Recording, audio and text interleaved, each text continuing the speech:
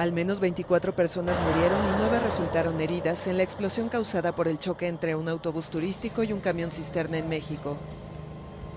El accidente ocurrió en la carretera Siglo XXI entre los estados de Guerrero y Michoacán la mañana del jueves, donde el chofer del camión y varios pasajeros del autobús murieron calcinados. Según declaraciones de algunos sobrevivientes, los pasajeros sintieron el impacto en la parte trasera del autobús cuando apenas amanecía y momentos después intentaban salir del vehículo en llamas. Los heridos fueron transportados por la Cruz Roja a un hospital privado del puerto de Lázaro Cárdenas. El autobús transportaba 27 turistas desde Morelia, capital de Michoacán. Aparentemente todos eran mexicanos, pero las autoridades siguen confirmando sus identidades.